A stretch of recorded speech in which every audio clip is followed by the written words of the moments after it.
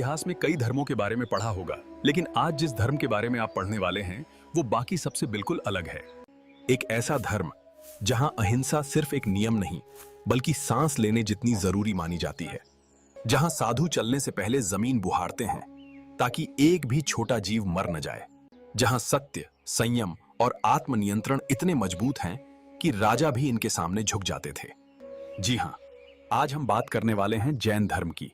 एक ऐसा दर्शन जिसने भारत के इतिहास और समाज दोनों को बदल कर रख दिया। इस वीडियो में आपके एग्जाम रिलेटेड सभी फैक्ट और कॉन्सेप्ट दोनों अच्छे से क्लियर हो जाएंगे। वीडियो को लाइक करना न भूलें। आपके कमेंट्स का इंतजार रहेगा। तो चलिए इस कठिन टॉपिक को ब्रेन बॉट भाई से पढ़ते हैं। सबसे पहले समझते हैं कि जैन धर्म में तीर्थंकर किसे कहा जाता है। तीर्थंकर जैन धर्म के ऐसे महापुरुष होते हैं जिन्होंने खुद मोक्ष प्राप्त किया और फिर दूसरों को भी मोक्ष का रास्ता बताया। ये कोई देवता नहीं होते, बल्कि महान मानव होते हैं जिनकी तपस्या, चरित्र और ज्ञान सामान्य मनुष्य से कहीं ऊपर होता है। जैन परंपरा में कुल 24 तीर्थंकर हुए। इनमें से पहले थे ऋषभदेव, जिन्हें आदिनाथ भी कहा जाता है, और अंतिम थे भगवान महावीर। तीर्थंकर का काम होता है धर्म तीर्थ स्थापित करना, यानी ऐसा मार्ग बनाना जिससे आम इंसान भी मोक्ष की दिशा में चल सके। इन तीर्थंकरों की शिक्षा 3 बातों पर आधारित होती है: अहिंसा, सत्य और संयम। जैन धर्म की पूरी नींव इन्हीं 24 तीर्थंकरों पर टिकी हुई है। अब बात करते हैं भगवान महावीर के जीवन की, जो जैन धर्म के 24वें और सबसे प्रसिद्ध तीर्थंकर माने जाते हैं। महावीर का जन्म 599 ईसा पूर्व में वैशाली, बिहार के कुंड ग्राम में हुआ था। वैशाली की प्रजा आनंद में डूब गई है क्योंकि अहिंसा के महान दूत का जन्म हो चुका है।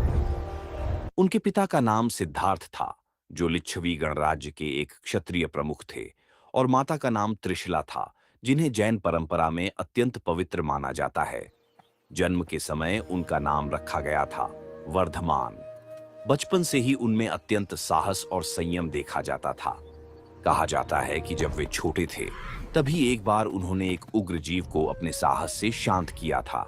इसी कारण वर्धमान नाम और भी प्रसिद्ध हुआ। उनमें साहस, त्याग और सच की खोज जैसे गुण बहुत कम उम्र से दिखाई देते थे। धीरे धीरे उनके अंदर एक सवाल गहराता गया: जीवन का वास्तविक उद्देश्य क्या है? महावीर का विवाह यशोदा नाम की कन्या से हुआ था। उनकी एक पुत्री भी थी, अनोज्झा या प्रियदर्शनी। लेकिन राजकुमार होते हुए भी महावीर का मन धीरे धीरे वैराग्य की ओर झुकता गया। माता पिता की मृत्यु के बाद उनका संन्यास लेने का निर्णय और मजबूत हो गया। 30 वर्ष की उम्र में महावीर ने राजमहल, वैभव और सुविधा सब कुछ छोड़ देने का निर्णय लिया। यहीं से उनकी आध्यात्मिक यात्रा शुरू होती है। इसके बाद महावीर ने पूरे 12 साल तक कठोर तपस्या की। कभी जंगलों में अकेले रहे, कभी कई कई दिनों तक भोजन नहीं किया, कभी महीनों तक मौन रहे, और हर परिस्थिति में अहिंसा का पालन किया, चाहे कीड़े हों, पशु हों या मनुष्य। महावीर ने शुरुआती 2 वर्ष 23वें तीर्थंकर पार्श्वनाथ की परंपरा के साधुओं के साथ बिताए। 32 से 42 वर्ष, 10 वर्ष तक वे आजीवक संप्रदाय के नेता घोषाला मक्करिपुत्र के साथ रहे। दोनों साथ साथ कठिन तपस्याएं करते रहे, लेकिन बाद में उनके विचार अलग हो गए। इन 12 वर्षों की कठोर साधना के बाद महावीर ने 42 वर्ष की आयु में सल, शाल वृक्ष के नीचे बैठकर केवल ज्ञान प्राप्त किया, यानी पूर्ण और शुद्ध ज्ञान। जृंभिका ग्राम बिहार के जमुई जिले में स्थित एक प्राचीन स्थान है, जहां भगवान महावीर को आरजूकोला नदी के तट पर एक शाल वृक्ष के नीचे केवल ज्ञान, सर्वज्ञता की प्राप्ति हुई थी। ज्ञान प्राप्ति के बाद वे महावीर और जिन कहलाए। अब वे सिर्फ साधक नहीं रहे, बल्कि जगत गुरु बन गए। इसके बाद महावीर ने अपने उपदेशों से पूरी समाज व्यवस्था को बदल दिया। अब वीडियो के अगले भाग की तरफ बढ़ते हैं, यानी